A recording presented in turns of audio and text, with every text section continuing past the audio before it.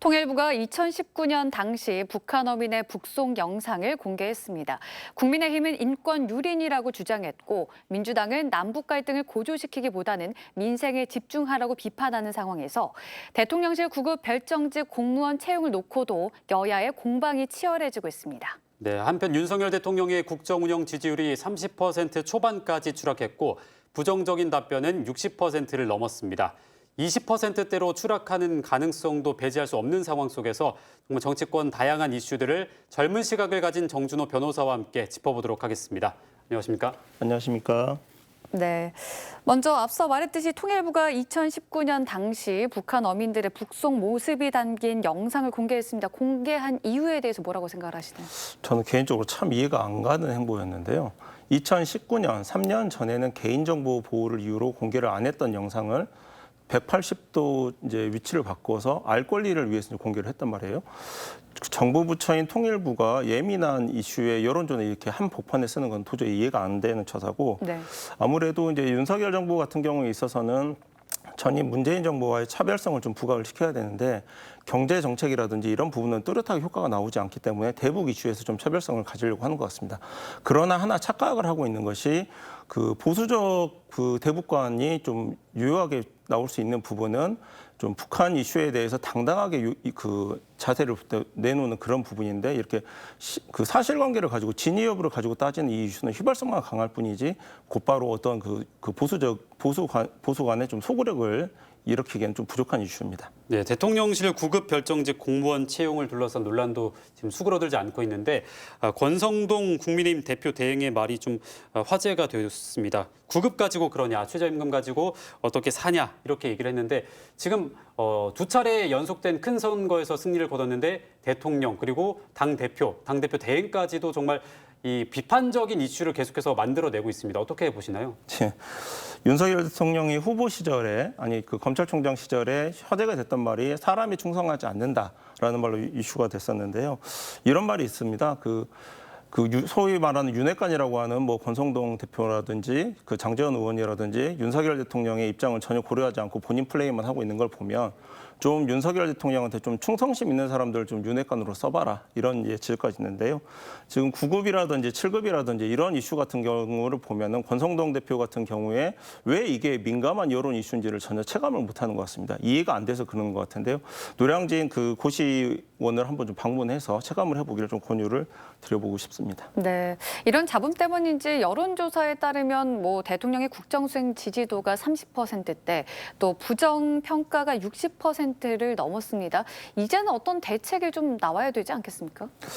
지금 보니까 이제 날마다 뭐 도어 스태핑하는 시간이 오늘 같은 경우에는 뭐 30초밖에 안 됐다고 하고 점점 이제 시간이 짧아지고 그래서 눈도장을 찍는 거 아니냐, 도어 스태핑이 아니라 도어 스탬핑 아니냐 이런 지적도 있는데요.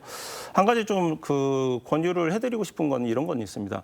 이명박 정권 초기에 그 이재호 당시 실세로 불렸던 의원이 권익위원회를 신설을 하면서 전국 현장을 다 돌아다녔거든요. 네. 그 이재호 당시 권익위원장의 민생 행보가 전국 뉴스로 보면은 탑 뉴스는 아니었지만 해당 지역에 왔다 가면은 그 지역 뉴스에서는 탑 뉴스로 보도가 됐었습니다. 윤석열 대통령이 본인이 지역 순방을 하기 어렵다고 한다면은 이런 식으로 특정한 위원회를 내세워서 본인을 대신해서 그 민원을 청취하고 현장을 찾아다니는 그런 행보를 좀 찾을 필요가 있는데 그렇게 한다라고 하면은 지금 김한길 그 전 의원의 국민통합위원회 정도가 이제 신설된 위원회인데 국민통합위원회가 이제 민생행보를 그 위주로 해서 설계된 위원회는 아니기 때문에 다소 좀 회의적으로 좀 보이는 측면이 있습니다. 네, 이제 민주당은 장관 인사와 대통령실 채용 그리고 뭐 비선 관련해서 공세를 이어가고 있는데 대통령 인사에 대한 국정조사가 필요하다고 주장을 했습니다. 이게 정치적인 공세로 봐야 될까요? 아니면 실제로 국정조사에 대한 이 가능성이 열려 있는 걸까요? 우상호 비대위원장 같은 경우에 있어서는 이 이슈를 전면적으로 국정조사까지 끌어내서 본인이 전면에 나서기를 좀 바랄 겁니다. 그렇지만 이미 전당대회 일정이 시작돼 버렸기 때문에 이 몫은 이제 차기 지도부의 몫으로 봐야 될 것 같고요. 그래서 이제 뭐 실질적인 어떤 성과를 이뤄내기보다는 정치적인 액션에 좀 더 가깝지 않느냐라는 게 개인적인 판단입니다. 네, 전당대회 말씀하셨으니까 이어서 가보도록 하겠습니다. 이 더불어민주당은 이재명 의원이 결국 당대표 출마를 선언을 했어요. 그래서 이제 뭐 이재명 대 반 이재명계의 이제 결전이 점점 본격화되고 있는 모습인데요. 당장 오늘 28일에 본경성 후보가 추려질 텐데 어떻게 예상하고 계십니까?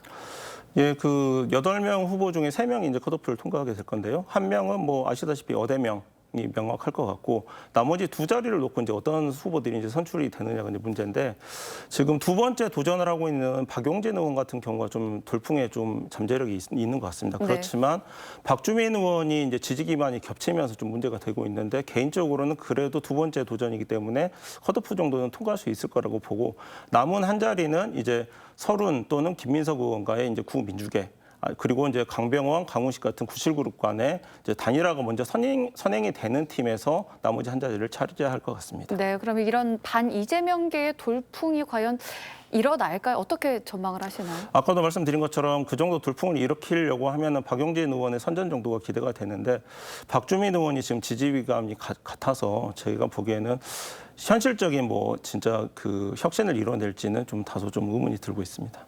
이번엔 지역 정치권 이야기도 짚어보겠습니다. 사실 당대표에 비해서 조금 관심을 못 받고 있긴 하지만 최고위원도 이번에 전당대회를 통해서 선출이 될 텐데 우리 지역에서 송갑석 의원이 일단 최고위원 후보로 등록이 됐습니다. 2020년도에 양향자 의원이 선출이 됐었고 이번에 과연 송갑석 의원이 최고위원이 될 수 있느냐 이런 관심이 좀 많이 쏠리고 있는데 어떻게 전망을 하시나요? 우선 아쉬운 거는 이제 제 개인적으로는 이제 송갑석 의원 같은 경우에 지방선거에 좀 공천 난맥상이라든지 이런 부분에 좀 책임 요소가 좀 따라다니기 때문에 다른 주자가 좀 대안으로 나왔으면 좋겠다라는 소재는 가지고 있었습니다. 기왕에 호남 대표 의원들로 이제 합의 추대를 받아서 출마를 했기 때문에 선전을 했으면 바람이고요. 전략적으로는 좀 아쉬운 측면이 있습니다.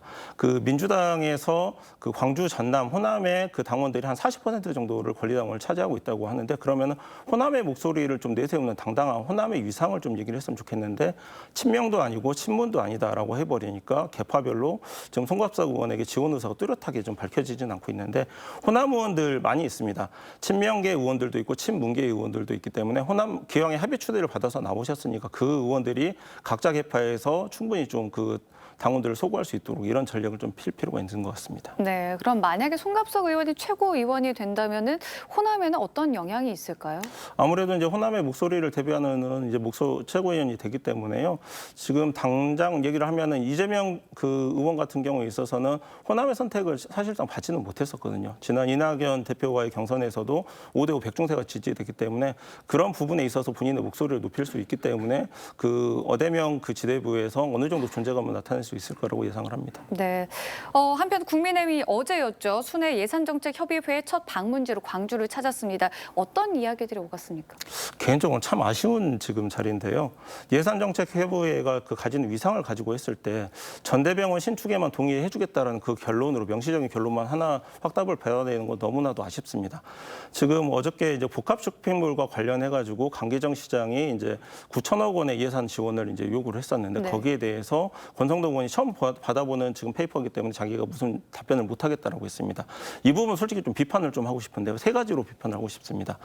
그 복합 쇼핑몰 이슈에서 그 트램 예산이라고 하는 것을 끼워넣으면서 끼워넣기 비판이 하나가 있고요. 그다음에 6개월 이내에 복합 쇼핑몰 이슈를 이제 해소를 하겠다라고 했는데 9천억 예산을 연동을 시켜버리면서 이게 6개월 안에 결론이 안 날 수도 있는 이 밀어넣기 비판이 좀 하나 생겼습니다. 네. 그리고 메타 앤 컴플렉스, 뭐 넥토라든지 어려운 용어들이 좀 많이 나왔는데 그 시청에 계신 이제 공무원들의 어법은 아닌 것 같거든요. 그러면은 정책과 관련해 가지고 실질적으로 입안하고 그 집행하는 좀 그룹이 별도로 있는 것 같은데 그렇다고 하면 이 숨겨놓기 이슈에 대해서는 좀 다소 좀 따져볼 필요가 있는 것 같습니다. 네, 사실 복합 쇼핑몰 유치와 관련해서 좀 어느 정도 진전이 있을까 싶었는데 사실 그런 분위기는 아니었군요. 그러니까 지금 일각에서 이제 나오는 비판이 복합 쇼핑몰은 어차피 민간 기업에서 투자만 결정이 되면은 진행이 되는 거고 인허가만 해주면 끝나는 문제인데 거기에 왜 9천억 예산이 연동이 되느냐? 차라리 그럴 것 같으면 연기가 지금 지체가 되고 있는 지하철 2호선이라든지 3호선이라든지 이 부분 예산을 좀 당겨서 실질적인 그 교통체증에 짜증을 받고 있는 시민들의 좀 체감도를 낮춰줘야 된다라는 지적이 있는데 동의를 하고 있습니다. 네, 알겠습니다. 오늘 여기까지 듣도록 하겠습니다. 지금까지 정준호 변호사와 함께 정치권 이슈들 짚어봤습니다. 오늘 말씀 잘 들었습니다. 감사합니다.